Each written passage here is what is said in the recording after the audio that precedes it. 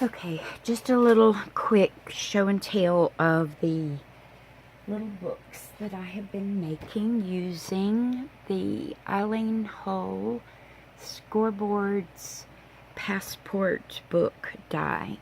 And it cuts the covers, the spine mechanism, and the inside pages. So this is one of the most awesome kits ever because it does everything.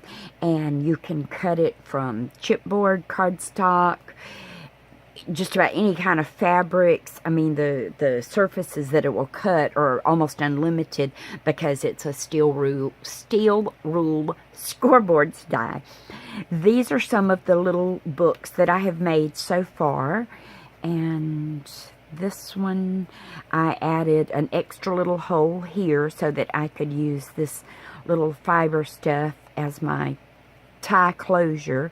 And then these are my threads where I sewed in my little signatures, and I cut the cardstock for the outside and then 5 inside pages, and then sewed each one into its little section.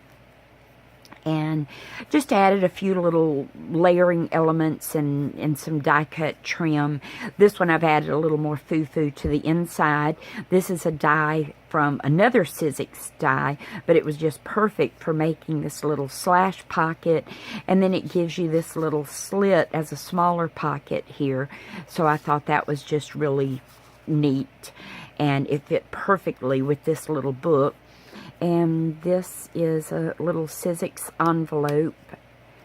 And then all of these, I think everything I used in this book is from Sizzix. Well, this one isn't, but I just turned it into a little fold over, and because it fit in that pocket. And another envelope. And I just took some scraps, made a little belly band, and stuck some little extra pieces in it. And oh, I did put a little card in that one, but there's not anything on it. It's just the card. And here, this is just a file folder, and I did the envelope a little differently. I only tacked it just on the corners, so it became a tuck spot there. And then did the same little thing on the back. And then this was from another die collection, but I think Sizzix has something similar. And I left this loose so that the picture could be put in and then it could be glued down. So that's that one.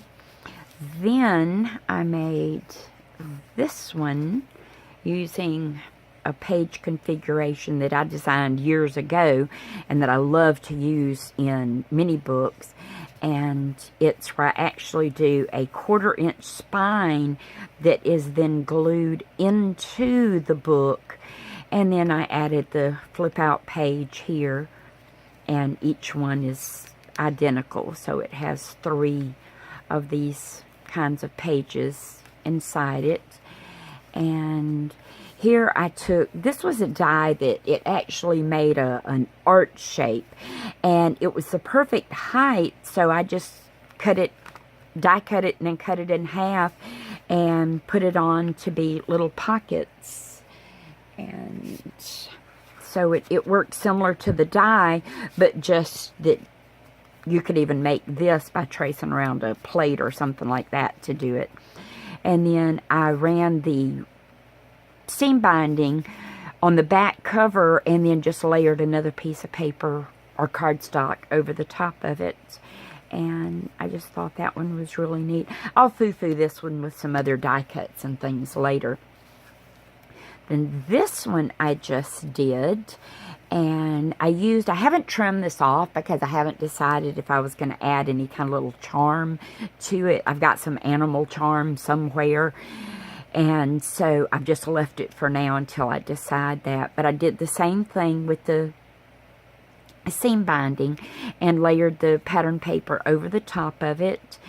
And then this one, I did the 6 threads because the die also notches these little sections at the top. So I did 2 per notch so that I would have 2 threads in each little section for each individual little signature. And I put the pattern paper from a collection that was really juvenile oriented, so it's perfect for my grandbaby. So my daughter-in-law is going to get this to put little summary photos of all the grandkids in. But I only put the pattern paper on the outsides and then left the insides so that pictures could be put there, and if she wanted to write names, dates, that sort of thing. And so I just thought that was really cute. And I'm probably going to go back and add a pocket to the inside and outside back covers. But I just wanted to do a little flip through of each one of the little books that I had made so far. Thanks, y'all.